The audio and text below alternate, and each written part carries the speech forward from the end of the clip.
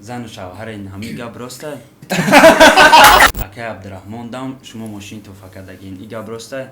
دیوونگی میکردی کجوشی دیوونگی دیوونگی گلدانه بانو دیوونگی که استه دیوونه شده ام خیلی بیسون اویسوندن میگن که شهلا یک تا حافظه نو هسته که نوه یا که نه موقع نمیشناسم همورم شاگرد شما بودگی همی راسته شما حافظه کردگین همورا سرکت نمیتونی خونده گفته سرکت باید گوهری چشمانم من به تو پزمانم یاری قدردانم جایی شد که حتی گفتن که مطرا نمیشناسیم برای چی شوهر نمیکنین؟ تو میکنه شوهر بخشش که شوهرش قچشتگی گفتم چرا شوهر نمیکنین؟ لایک میمونی؟ لیمونه گلدانه بانو لایک میمونه بخشیده به سال نو میلادی 2021 شرکت داروسازی صاف سودا به مشتریان خود تخفیف اعلان می نماید. اگر شما فربه یا خراب شدن میخواهید، اگر موی سر شما میریزد و یا ریش خود را زیاد کردن میخواهید و یا در بدن شما سفید شوی پوست دیده میشود، پس به شرکت داروسازی صاف سودا مراجعت کنید. شما میتوانید معلومات مفصل را درباره داروها با زبان تاجیکی از سامانه صاف سودا .ru دسترس نمایید. السلام علیکم با پادپیچکای مهراب را سلام علیکم اکای عبدالرحمن سلام علیکم بانو زیبا امروز در برنامه ما هستن آوازخوان شاعر خیلی بسیاریتون خودتون میشناسین شرط نیست که ایرا معرفی کنیم و بانو زیبا گلدانه علیارزاده در برنامه اسرار ستاره ها خوش آمدین اکای عبدالرحمن خوش آمدین بانو زیبا سلام باشید. خب امی وقتای اخیر درباره هر شما بسیاری بد آوازه ها شد با امی خاطر خواستیم که شما را ما دعوت کنیم ایختان بفهمین خیلی که میدونین عبدالرحمن حکیمزاد در برنامه ها کم اشتراک میکنه و ما خواهش کردیم که یک بار چون مهمانی برنامه شوانه ما ایا سوال پرسیم فقط یا ای دیگر رو سوال میپرسیدن. یکم سوال دویتی که شما با همراه گلدانه بانو کردگین ای همه بسیار پرسمات رو گرفتگی ای در بین دیگر چیزا همی ایده ای کی بود ای شما بود یا ای سر اول سلام خود رو به همه پادپیچکان کانال مهراب پرو و به همه مخلصان میرسونم و راست دیگه شما درست قای کردید چون در کانال تاجیکان گروپ دو برنامه داریم چهره آشنا و دهشرته پیش میبرم. بسیار کانال ها هم زنگ میزنن حتی از بعضی تلویزیون و رادیو خواهش میکردن که مرا همچون مهمون دعوت کنن اما من رد میکردم. اما وقتی اخیر دیدم که در سامانه یوتیوب بسیار آوازه ها و سوال ها پیدا شد و شما تکلیف کردید ما کوشش میکنیم که همراه گلدانه بانو و همین سوال های مخلصان در همین برنامه پاسخ گردونیم. و اویدی دویت از طرف کی بود؟ دویت به یه برنامه من گفته بودم که به عبدالرحمن حکیمزاد یک سرود دویت میخونم. بعد عبدالرحمن حکیمزاد مرا زنگ زد دعوت کرد از طرف هر دوی خودش. بله در یک برنامه گلدانه بانو خیلی دعوت کرده بودن که دویت بخونیم. راست دیگه ما قطعی چندین هنرمندان بانو هم رپریستا دویت خوانده بودیم و چون گلدانه بانو خواهش کردن سرود رو من تیار کردم تنظیم موسیقی را الهام رادوف کردن. سرود کهنه استاد ظفر ایوبی با یک تن بانوی بسیار آواز خوب دارد دلربا ایوبی سالهای پیش خوانده بودن ما رو تکمیل داده روایتاش دیگر کرده یک جویه خواندیم که از جانب مخلصان در همین سال نو یک تحفه شد در چندین کنسرت ها همون دویت خواندیم که خیلی مخلصان خوب قبول کردن.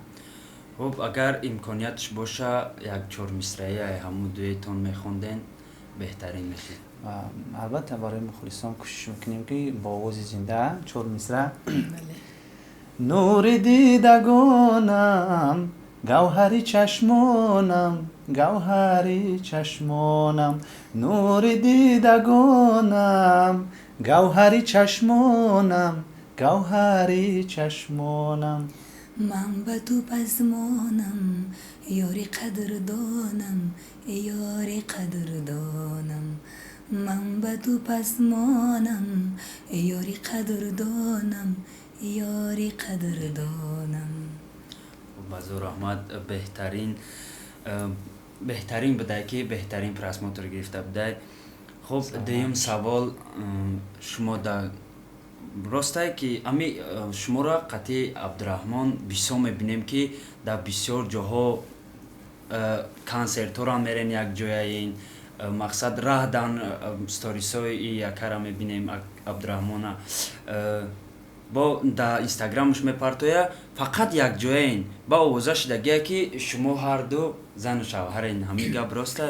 نه ما عبدالرحمن قطعی برادریم، رفت و آمد داریم، بر جدای صنعت دستگیری یکدیگر رو میگیریم. این اوضاع حقیقت ندارد. اکنون میان مردم تاجیک همین چیز به قول گویم مد شده است که دو صنعتکار اگر با یکدیگر دویت خوانن حتما آوازه میکنن که اینو یکدیگر خطی میگردن و اینو زن و شوهر هستن و نه تنها من بلکه چندین هنرمندانی که هستن دویت میخونن هم خیلی آوازه ها هست. اما در اصل ما تنها با گلدان بانو همکاری داریم. همکاری رو زیاده از 2 سال می شود در برنامه ها، در کنسرت ها من باز دویت کردیم، باز نیت داریم که با در آینده همکاری رو با خوبتر کنیم، سرودای نو پیشکش مخلصان میگردونیم. این آوازه ها حقیقت ندارن که ما به عائله دار شده باشیم. یعنی این آوازه دروغه.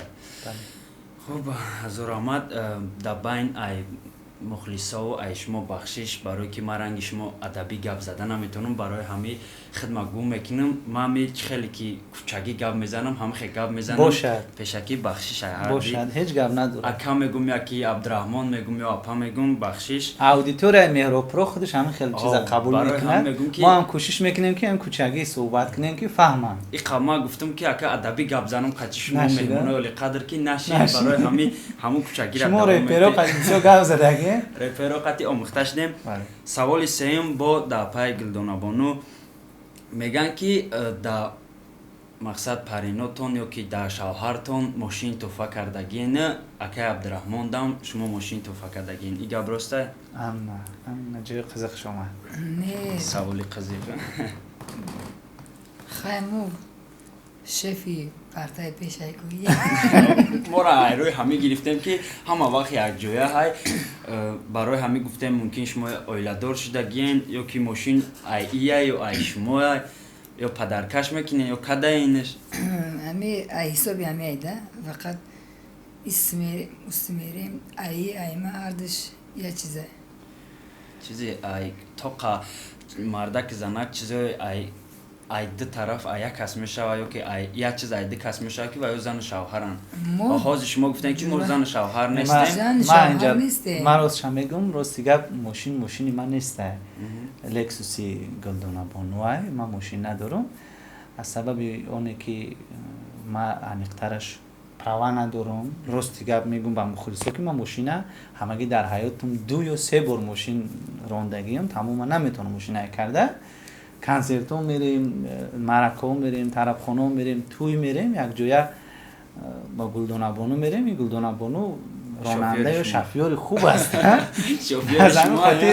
شما شاید که همون نوارهایی که ما در اینستاگرام در ایمو در یوتیوب مثلا میبینید که ما یک جا رفته ایستادیم اونها رو میبینید در حقیقت گلدان بانو رانندگی میکنن. ماشینی گلدانه است. من استوال طوفان نکردم. طوفان کردنی نیستن ماشین طوفان میکنیم. زن بگیره در روز تیش. سوال سوم با شما دا دویتی نو هسته یک جویا؟ دویتی نو از جانب مخلصان وابستگی داره. مخلصان یگان دستگیری کنن میشه. اگر درخواست کنن دستگیری نه درخواست کنن میشه کامنت های ساز خواهش کنن ما حتما یگان دویتی سازتر با ما انیخترش همه دویت باوری نداشتیم که همه خیلی مقصد خوب قبول میکنن مخلصا جو میگیرن ما باور نداشتیم. درست هم خیلی خواندم ده هم خیلی به نهایت سراسیمه راست دیگه این دویت رو ما اصلا باید که با زرینه و شیمزاد میخوندیم. ارنجیروف که این زیاده از 1 سال شده بود. اپای زرینه بانو بسیار هنرمند خوب هستن و صحنه را ترک کردن با پرگی. وقتی که گلدان بانو قطعی ما همکاری را شروع کردیم همین دویت با یک جا خواندیم. این گلدان بانو هم خوب خوندن مخلصا خوب قبول کرد. اگر ای طرف مخلصا خواهی شود دویتی نو می شود. میشود ها؟ میشود. چرا نمیشود؟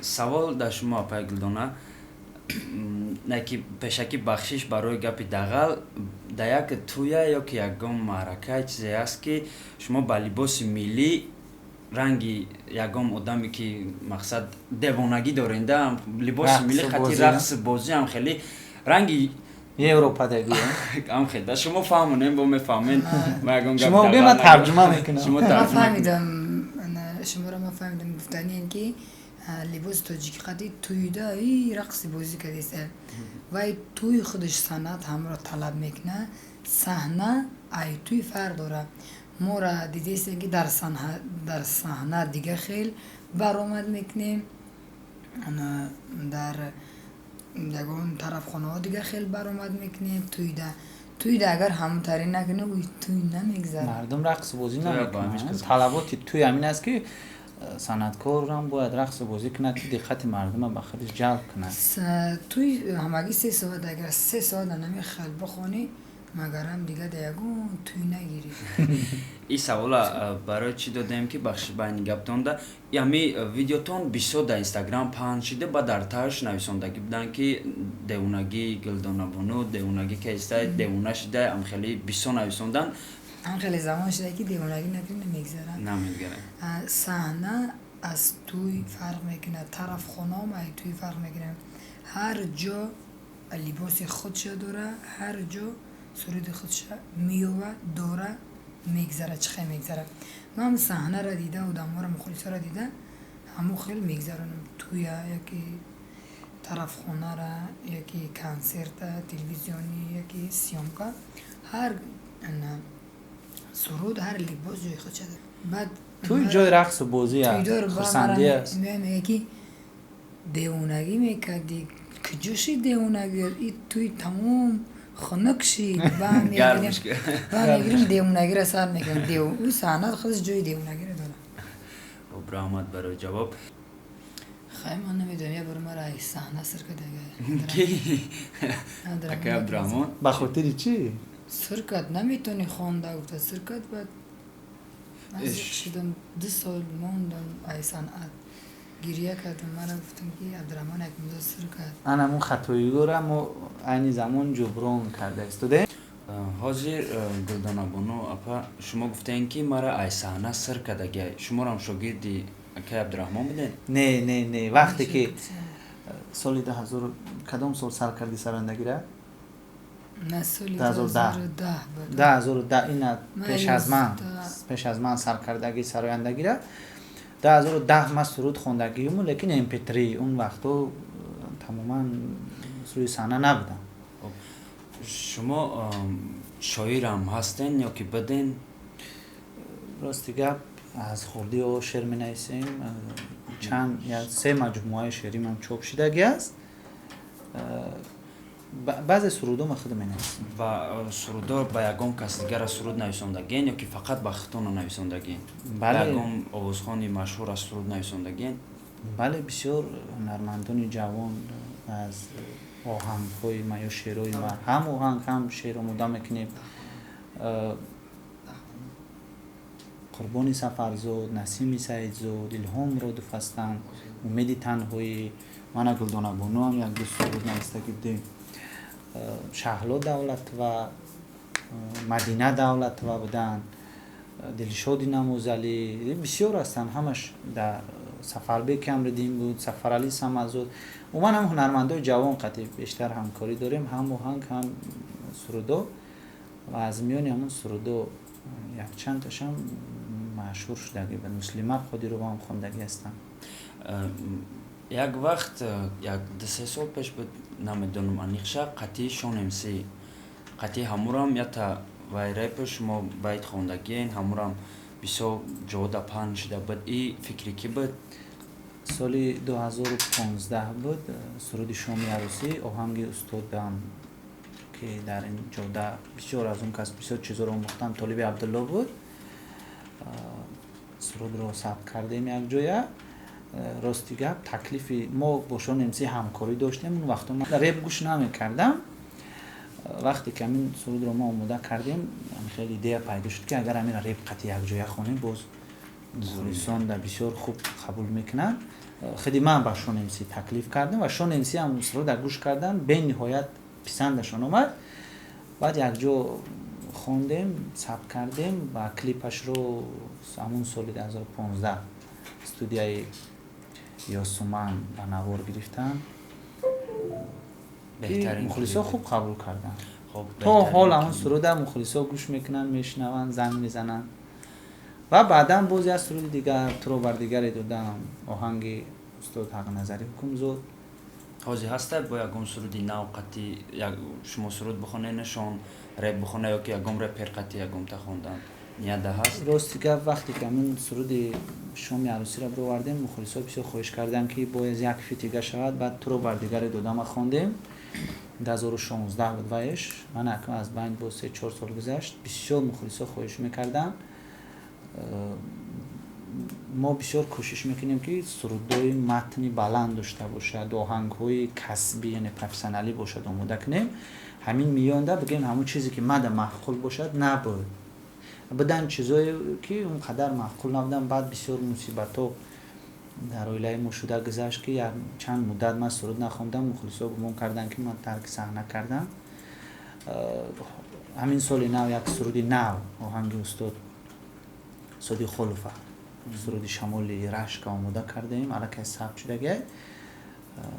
ما با شون امسی صحبت کردیم.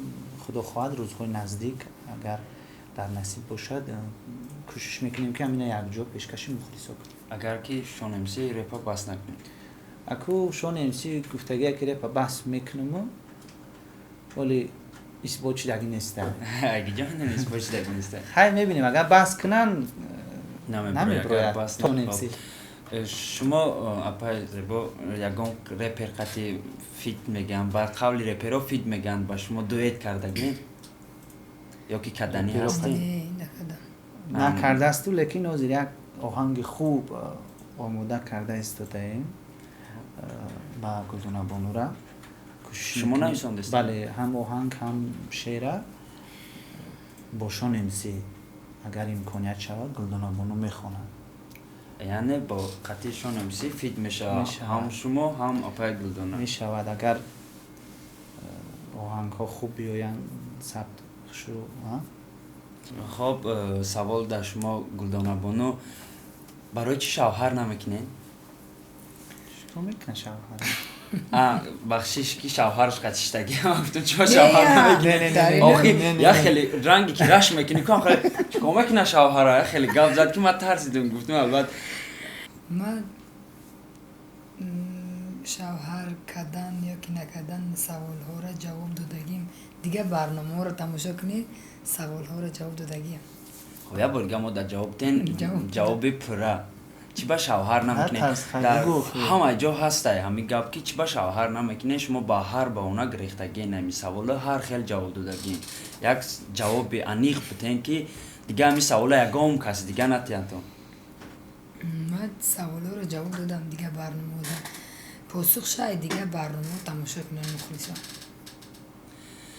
یعنی جواب نمیتین در سوال جواب دادگیم دیگه برنامه ها. آخی گفته سم که خیلی جواب دادگی که در هر برنامه هر خیلی جواب دادگی نه یگو ایره تو قاید چپسن جواب میده پیش مد ایزا کشیسته دیدین با سوال که عبدالرحمن شما در حاضر شاگرد میگیرین در جدای صنعت بخشش سرندگی بخشش یک سوال مخشوب فهمونتون بعد این قدر که شاگردتون مقصد با پشتی درشون رفتین کیدتون کردن با شهرشون رفتین با نوحیهشون رفتین کیدتون کردن اگر شاگردتون باشه با شاگرد میگیرین گفتی همین گلدان بانو را شما یا برنامه در سوالش دادیم که دیگر اگم کستم ماشین میخرین گوشه کپید بس توبه کردم گفت یگان آدم دا خوبی روز نمیه خوبی کردی یا پشتش گندگی میبینی.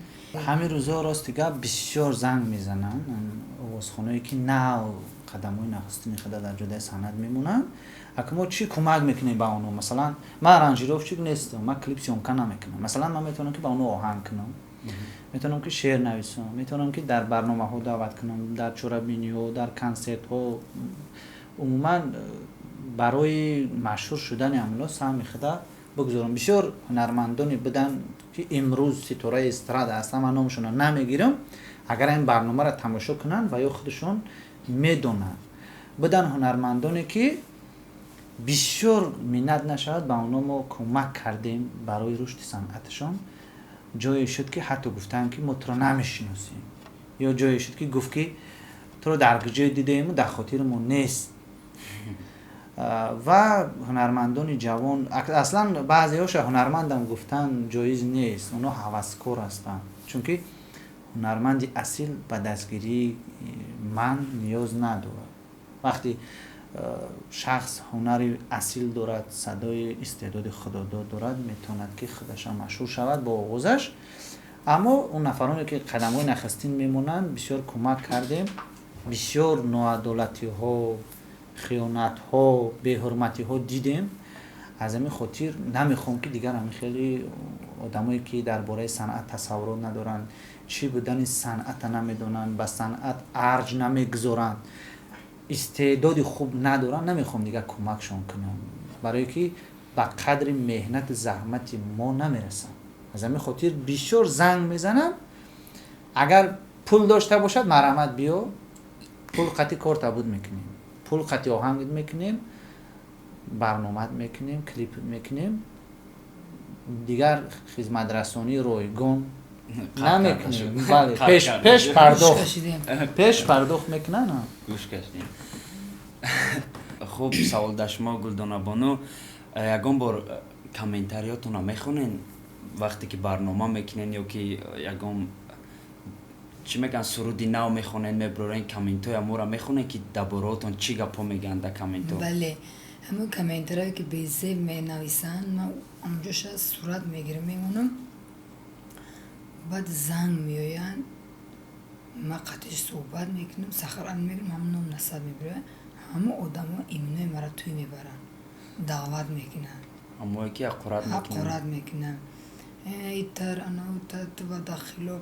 یگان آدم بیگناه نیست، یگان آدم که خطاکار نباشه، که بیگناه نباشه، همه انسان ها خطاکارن، گناهکارن. فقط تازه، پاک، خوشرو، ای همه در بالا فقط یک است، او هم خداوند است. پاک است، تازه است، بیگناه است، ای همه در بالا است، فقط خداوند است. بنده ما را پس میزند، تری گناهگاری، ما گناهگاریم، ما پستیم، ای همه در پستیم، ما نمیشتنی آدمیم، فقط ای همه در بالا خداوند است، یک یگانه پاک، بیگناه هم است. خب بله، راستی گپتون، رحمت برای جواب بهترین سوال شما ده پیشکی بخشش برای که سوال ای کامنتار یا گفتم شما دم باید زد. برنامه‌ای که شما میکنین، شما که میخونین نمیدونم، نه که من خواندم بسیار در کامنت ها شما را میگن که رنگی ناز میکنین، ناز کرده گپ میزنین، رنگ زنکا گپ میزنین، استای بد گپ میزنین، ای چی سبب شما را گپ را میگن بخشش. از همون آدمایی که همین کامنتاری و پاینوشت ها رو می نویسن، من خواهش میکنم که یک بار بیاین در جای من همین برنامه را گذرانن، ببینن که چه خیلی میگذرن، ما چه خیلی زحمت میکشیم، چه خیلی عذاب میکشیم برای آماده کردن، تهیه کردن یک برنامه. این یک طرف مسئله.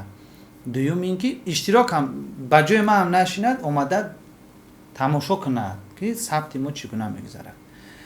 دوم اینکه ما اینجا برنامه تیزگویی نیست، همون برنامه‌ای ما که ما تیز گپ زنیم. بعد سوم اینکه برنامه‌های ما تلویزیونی نیستن. مثلا تلویزیون در روزنامه‌نگار سناریو دارد، پیشکی برنامه را کدوم سوالا را میتید به هنرمند روان میکند و هنرمند میبیند و بعد سوالا را خط میزند، اینش ما جواب نمیتیم، اینش گیرین، یعنی موافق سناریو برآمد میکنند. ژورنالیست یا روزنامه‌نگار تلویزیون و رادیو باشد، یک هفته پیش، دو هفته پیش گویم که همون سوالا را قریزیات میکنن، پیشکی تیاری میبینن جدی. اما برنامه‌های ما از برنامه‌های تلویزیون کلا فرق میکنند. ما پیشکی سوال هنرمند در روان نمیکنیم، نمیگیم که من این سوال میتیم، من این سوال نمیتیم، خیر نه. من سوالا رو قبلا آماده نمیکنم و برنامه ما اگر مخلصان شما تماشا کرده باشید با قول صنعی یا اسکوستوینی میگیم خیر نمیگذرد، همه طبیعی است، سوال ها در جاش پیدا میشود و همین خاطر من کم راسته گپ میزنم که من پیشکی سوال تیار نمیکنم، در رفت صحبت با هنرمند با مهمان سوال پیدا میشود، از همین خاطر کم راسته گپ میزنم. برای من اینجا اخبار نیست یا نوید نیست که من تیز گپ بزنم. من امروز در جمهوری تاجیکستان من خیلی خیلی خیلی خیلی گفتم، اینم علاقه از روی اتیکای ژورنالیستی نمیشه به فکر من از اتیکا و استتیکا ژورنالیستی هم با خبر هستم، میدونم که برنامه باید چگونه صورت بگیره. بعد درباره اونی که ناز میکنه دیگر میکنه گنگی زنکا گپ بله. میکنه خیلی زنکی داره. اصلا روزنامه‌نگار یا برنده میگیم یا ژورنالیست مثلا وقتی که در نوار صحبت میکند باید که چهره گشوده داشته باشد، تبسم کند، هزل شوخی کند، گپ بزنه. این وابسته از برنامه هست. اگر ما از قوقم دختر صحبت کنم اونا این چیزا قبول نمیکنن. مثلا یک دو برنامه در من سنجیدم، من خودم جدی گرفتم صحبت کردم، گفتم که این رفته در برنامه‌های وکیده ژورنالیست کار کنه.